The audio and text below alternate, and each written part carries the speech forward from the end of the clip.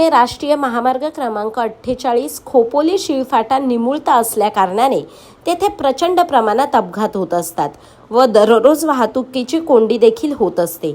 सदर रस्ता रुंदीकरणासाठी आम आदमी पार्टीतर्फे एक दिवसीय लाक्षणिक उपोषण खोपोली शिळफाटा येथील छत्रपती शिवाजी महाराज स्मारकासमोर 42 डिग्री तापमानात करण्यात आले।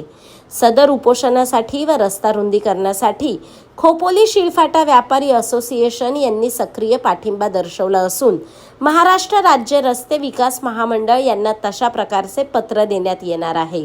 सदर उपोषणाची महाराष्ट्र राज्य रस्ते विकास महामंडळ यांनी दखल घेतली असून पुढील 8 दिवसात सदर रस्त्याचे सुधारित प्रस्ताव राष्ट्रीय महामार्ग प्राधिकरण यांच्याकडे पाठवण्यात येतील व लवकरात लवकर रस्त्याचे काम सुरू करू असे आश्वासन महाराष्ट्र राज्य रस्ते विकास महामंडळ उपविभागीय अभियंता विकास पिंपळकर यांनी दिले।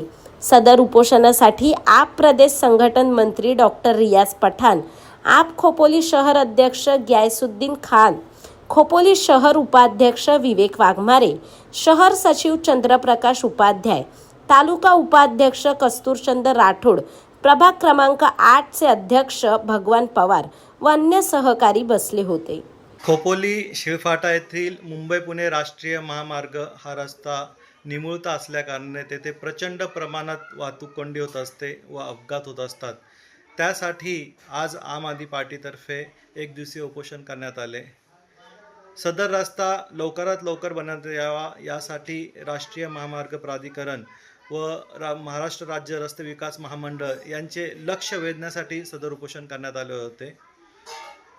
महाराष्ट्र राज्य रस्ते विकास महामंडळ यांचे उपविभागीय अभियंता श्री विकास पिंपळवार सर हे आज येथे आले होते व त्यांनी आम्हाला आश्वासन दिलेले आहे पुढील 8 दिवसात आम्ही सदर रस्त्याचं सुधारित प्रस्ताव राष्ट्रीय महामार्ग यांना पाठवण्यात येणार आहे व सदर रस्त्याचे काम आम्ही लवकरात लवकर सुरू कसं करू असे श्री पिंपळवार उपविभागीय अभियंता MSRDC यांनी आम्हाला सांगण्यात आलेले आहे। त्यासाठी आम्ही सदर उपोषण स्थगित केलेले आहे व पुढील काळात जर सदर रस्त्याचे काम पूर्ण झाले नाही तर आम्ही परत एकदा आमरण उपोषण करू असे आम्ही त्यांना सांगितलेले आहे। त्यासाठी आम्ही सदर उपोषण हे काही काळाकरिता स्थगित केलेले आहे। जय हिंद, जय महाराष्ट्र।